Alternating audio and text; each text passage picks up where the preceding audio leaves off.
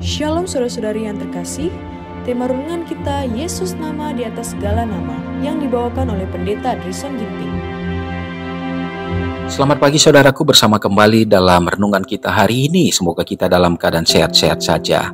Renungan kita Jumat 8 Maret 2024 dengan judul Pusat Upacara Persembahan Korban. Ayatnya di dalam 2 Korintus 5 ayat 19. Sebab Allah mendamaikan dunia dengan dirinya oleh Kristus dengan tidak memperhitungkan pelanggaran mereka. Ia tidak mempercayakan berita pendamaian itu kepada kami. Sementara kematian Kristus mengakhiri hukum lambang-lambang dan bayangan, itu tidak mengurangi sedikit pun akan tuntutan hukum moral. Sebaliknya, kenyataan bahwa perlu bagi Kristus harus mati untuk menebus pelanggaran terhadap hukum itu, membuktikan bahwa itu tidak dapat diubahkan.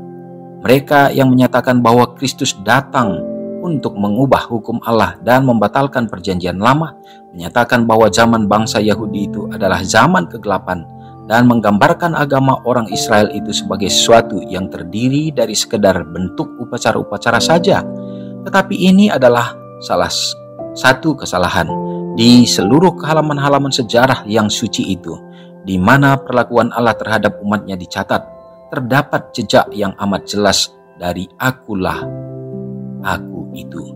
Tidak pernah ia memberikan kepada manusia pernyataan yang lebih jelas tentang kuasa dalam kemuliaannya daripada ketika ia diakui sebagai satu-satunya pemerintah Israel dan memberikan hukum itu kepada mereka. Di sini dinyatakan satu tongkat pemerintahan yang tidak dipengaruhi oleh tangan manusia, dan kenyataan daripada Raja Israel yang tidak kelihatan itu amat agung dan ajaib. Di dalam segala kenyataan hadirat ilahi ini, kemuliaan Allah dinyatakan melalui Kristus, bukan saja pada kedatangan Juru Selamat, tetapi sepanjang zaman setelah kejatuhan dan janji penebusan itu. Sebab Allah mendamaikan dunia dengan dirinya oleh Kristus. 2 Korintus 5 ayat 19. Kristus adalah dasar dan pusat upacara persembahan korban, baik pada zaman bapa-bapa dan juga pada zaman Israel. Semenjak kejatuhan leluhur kita itu tidak ada lagi komunikasi langsung antara Allah dengan manusia. Bapa telah memberikan dunia ini kepada Kristus agar melalui pekerjaan pengantaraannya ia dapat menebus manusia dan membenarkan wewenang dan kesucian hukum Allah. Segala hubungan antara surga dan umat yang berdosa itu diadakan melalui Kristus, Anak Allah sendiri yang telah memberikan kepada leluhur kita yang pertama itu janji penebusan. Dia pula lah yang telah menyatakan dirinya kepada bapa-bapa Adam, Nuh, Ibrahim, Ishak, Yakub, dan Musa mengerti tentang Injil. Renungkan lebih dalam. Jika Tuhan membuat ketentuan yang begitu hati-hati untuk keselamatan saya, mendamaikan saya dengan dirinya melalui Kristus, apa yang dapat saya lakukan untuk memastikan bahwa saya tidak menyia-nyiakan keselamatan yang begitu besar itu? Umat Tuhan yang terkasih, bila mana kita kembali menelaah akan renungan kita ini yang mengajak kita untuk melihat kembali bagaimana pengalaman-pengalaman daripada umat Tuhan mulai dari Adam dan Hawa, dan juga di zaman para bapa-bapa di zaman Israel, rencana penebusan yang sudah dimulaikan oleh Allah sendiri, yaitu melalui satu perlambang. Dan semua itu menjadi satu ketentuan-ketentuan yang begitu teliti yang dibuat oleh Tuhan, terencana dan teratur. Dan semua itu adalah proses, yaitu menunjukkan kepada penyelamatan akan manusia.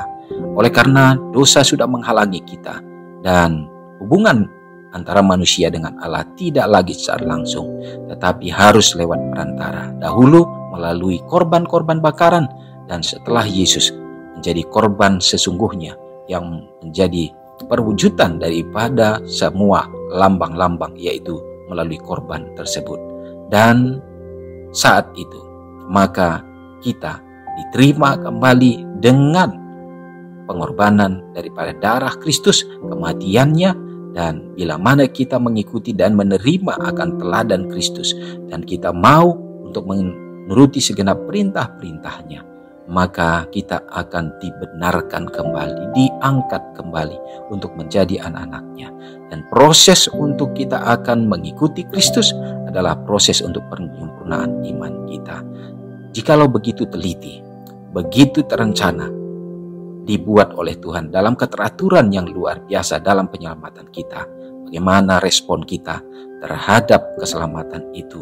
Apakah kita juga betul-betul teliti? Apakah kita betul-betul juga memperhatikan secara teratur bagaimana juga keselamatan itu harus kita pegang dalam kehidupan kita? Karena kita memiliki satu lawan yang sangat luar biasa, yaitu yang setan, yang akan selalu berusaha untuk membuat kita jatuh.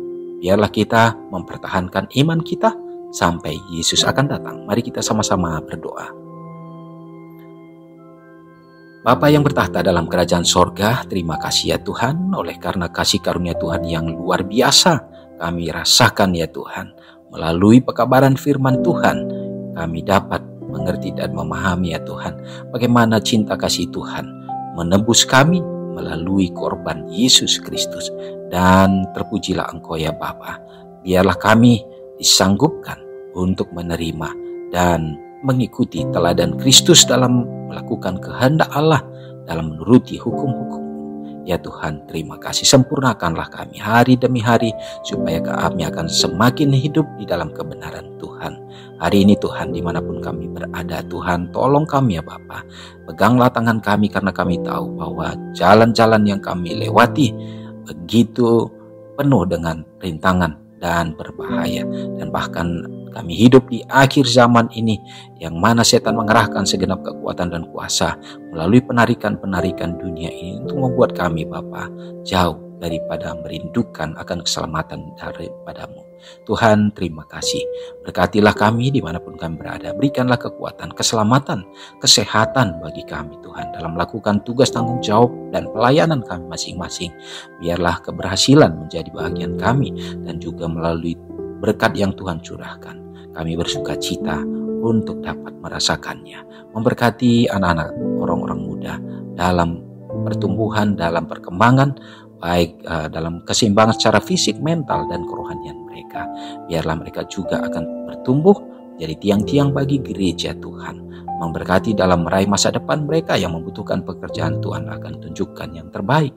Demikian juga ya Tuhan, yang membutuhkan pasangan hidup, Tuhan akan tunjukkan yang seiman untuk membuat mereka juga ada dalam kebenaran-Mu.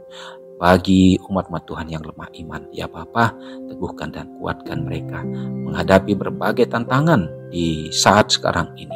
Kami yakin dan percaya mereka masih dapat tetap setia bergantung, karena Tuhan tidak jauh dari semua umat-umat-Mu. Bagi orang tua yang kami kasihi dalam masa usia yang sudah lanjut, mereka hadapi Tuhan, berikan kekuatan dan juga kesehatan panjang umur, dan biarlah mereka tetap setia melayani Yesus. Terpujilah Engkau Bapa. Kami yakin dan percaya banyak hal yang kami dapat mohonkan, tetapi Tuhan jauh lebih mengetahui apa yang terbaik menjadi bagian kami. Ampuni kami Tuhan, dalam nama Yesus kami berdoa. Amin.